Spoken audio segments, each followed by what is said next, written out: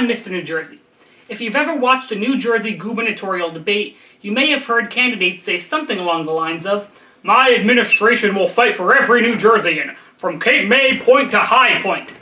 Today, I'm going to explain what these 2 points are and discuss what there is to do when you visit each of them. New Jersey is much taller than it is wide. As such, gubernatorial candidates using the expression seek to show that they care for all New Jersey's people, in between the state's southernmost and northernmost points, while simultaneously impressing locals with their geographic knowledge. The southern tip of the Cape May Peninsula is the southernmost reach of New Jersey. Cape May Point State Park preserves part of this region's natural geography. A little known fact is that this area is actually as far south as Washington, D.C. High Point is the highest mountain peak in New Jersey, and on it stands the High Point Monument, built between 1928 and 1930 to honor World War I veterans. The monument is an obelisk similar to the Washington Monument. High Point is contained within High Point State Park.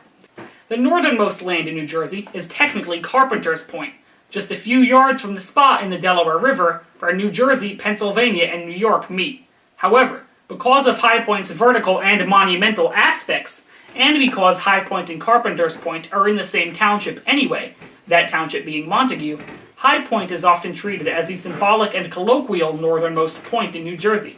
Since Cape May Point is at sea level, the vertical difference between Cape May Point and High Point is also the most extreme New Jersey gets, at 1,803 feet.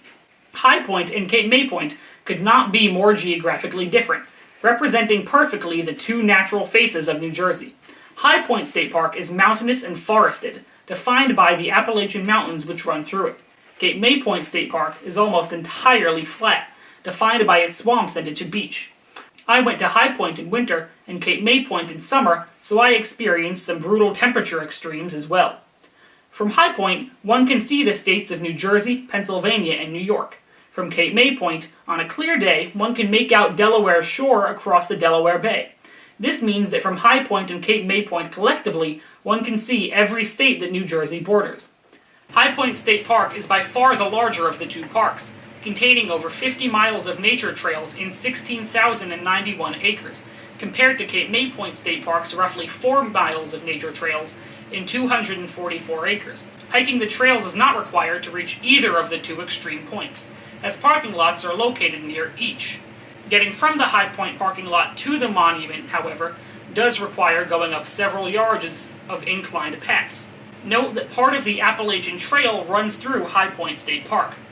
Also, note that many of Cape May Point State Park's trails consist of wooden walkways over the swamps, with the tall grasses and plants of the swamps reaching up the sides of the walkers. As such, you may want to bring something to keep off the bugs. Ironically, swimming occurs at High Point State Park, but seldom does at Cape May Point State Park.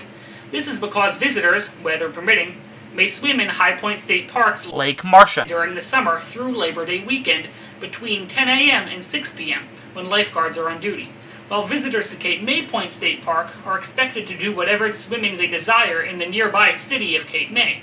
This keeps Cape May Point State Park's beach serene and comparatively quiet, perfect for relaxing walks across the sand. Camping is allowed with a reservation for a fee at High Point State Park, but not at Cape May Point State Park as far as I know. Both parks have picnic areas, although groups of 20 or more people have to make reservations a minimum of 5 days in advance. Both parks run interpretive programs throughout the year. Cape May Point also has a small but free museum housing items related to the area's biology. The museum is open daily from 8:30 a.m. to 4 p.m. Boating, horseback riding, hunting, and fishing are allowed in certain areas of High Point State Park, subject to NJ's laws and, in some cases, licenses relating to those activities. High Point State Park also allows cross-country skiing in winter. Cape May Point State Park encourages bird watching because it is a significant bird migratory route. The western side of the Cape May Peninsula is also one of very few places in New Jersey where one can watch the sunset over water. Cape May Point State Park is open daily from sunrise until sunset, while High Point State Park is open daily from 8 a.m. to 8 p.m. Both parks have visitor centers, though the hours of these centers and the park's other amenities are more restrictive than the hours of the parks themselves. Cape May Point State Park is free to enter. while High Point State Park charges a per-vehicle entrance fee between Memorial Day weekend and Labor Day. For New Jersey residents, the fee is $5 on weekdays, but $10 on weekends and holidays. The fees for non-New Jersey residents are double those. However, there are no fees for walk-ins and bicyclists. High Point Monument is 220 feet tall. On a clear day, I was able to see it from as far away as Ox Orchard in Warwick, New York. Cape May Point State Park's tallest structure is its lighthouse, standing at 157 feet. The lighthouse was constructed in 1859. It is possible to enter and climb to the top of High Point Monument during certain times in the summer. It is also possible to tour and climb the Cape May Point Lighthouse, with an $8 fee for adults, a $5 fee for children between 3 and 12 years old, and without charge for children under 3 years old. The last thing I want to point out is the large, unusual structure in the middle of Cape May Point State Park's beach. That's a bunker constructed by the U.S. during World War II to protect the Delaware Bay. Though it is now abandoned and you can't actually enter it, it is interesting to look at. I highly recommend that all able New Jerseyans make pilgrimages to the two extremes of our state. It's a neat milestone to achieve in one's geographic and natural life. I hope you found this video useful and informative. If so, please like and subscribe. Have a nice day, and I'll see you next time.